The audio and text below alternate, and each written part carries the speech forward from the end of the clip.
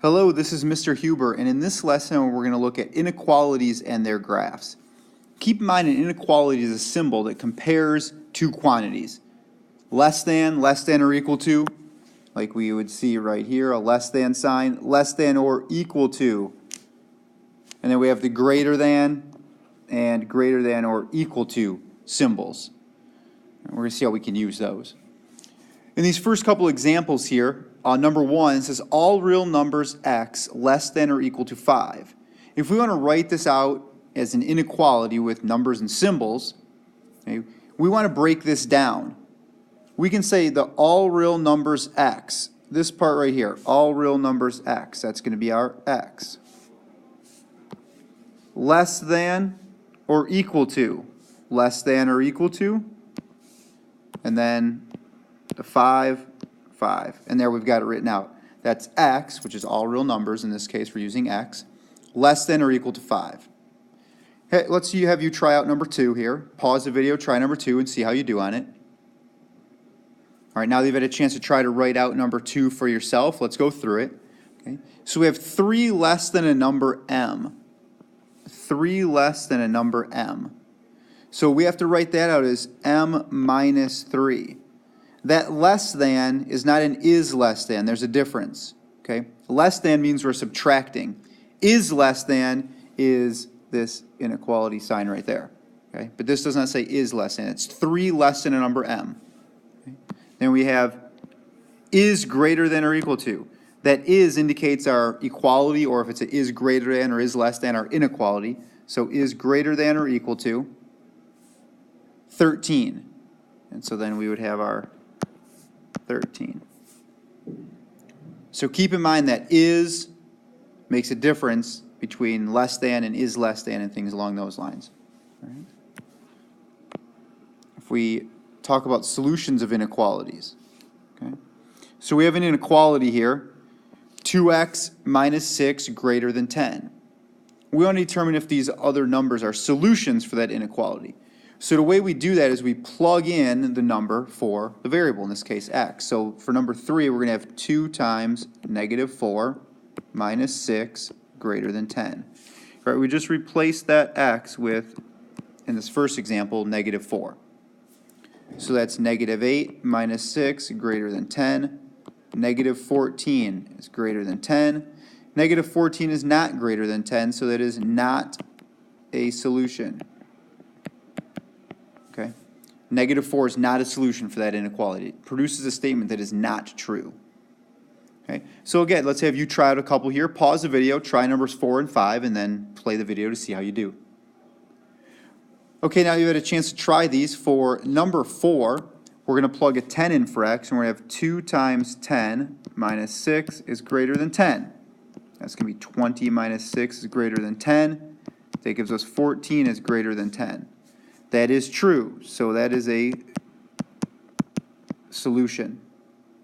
Okay. In number 5 here, we're going to plug an 8 in. We're going to have 2 times 8 minus 6 is greater than 10. 16 minus 6 is greater than 10. 10 is greater than 10. That is not true. 10 is not greater than 10. So that is not a solution. Okay. If it was 10 is greater than or equal to 10, then we'd have a solution there. Okay, so keep that in mind. That equal to part makes a big difference in cases like that. All right, let's continue looking at some inequalities here, and let's talk about graphing them on a number line. All right, so if we want to graph the inequality n is less than 3, so we're going to find 3 on the number line right here. Okay, less than 3, that means we're going to be talking about these numbers this way. Okay.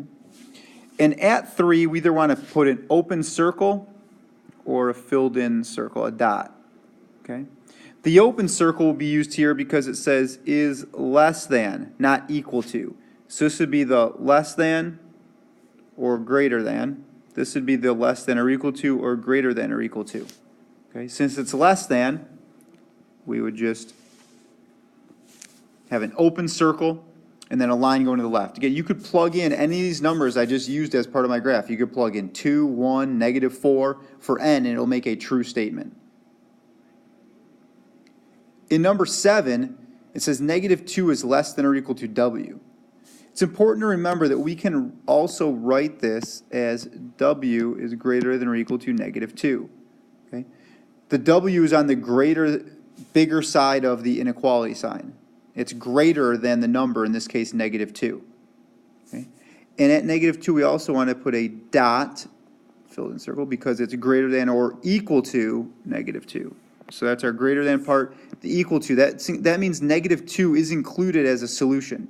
In number 7, if we plug negative 2 back in, it makes a true statement.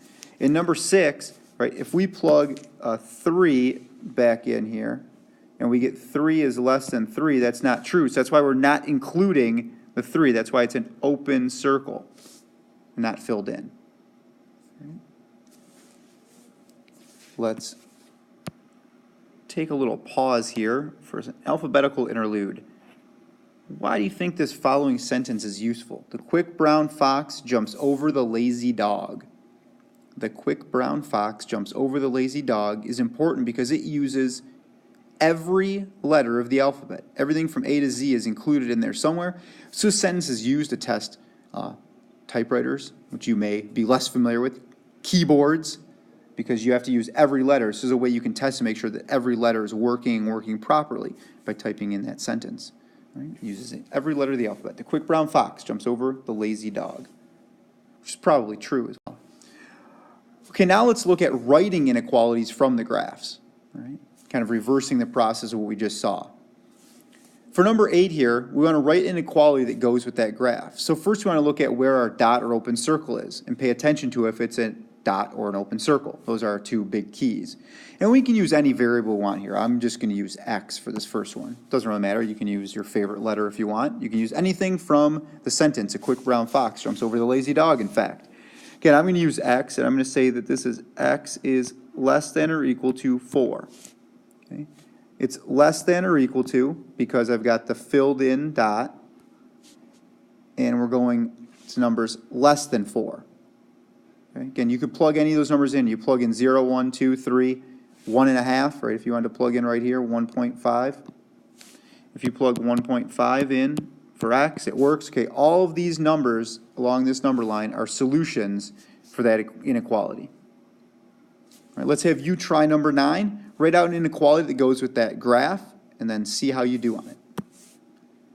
All right, now that you've had a chance to write this out, first recognize it's an open circle at 2. I'm going to use the letter M this time, okay? So I'm going to say M is greater than 2. Not equals 2 because it's an open circle, and it's at 2, and we're going to the right on the number line. We're talking about numbers bigger than 2. Right, so that's how we could write that out. Again, you can use whatever letter you want there, all right, as long as you have the greater than 2 part. Right? So now that you've had a chance to see some different things with inequalities, writing them out, looking at the different signs, inequality signs, how we can determine if something's a solution, and then those graphs on the number line and equating the inequality written out with the graph on the number line. We want to be able to do all those things. We're going to work on solving these as well eventually, but right now we just want to be familiar with what those inequalities look like and what their graphs will look like.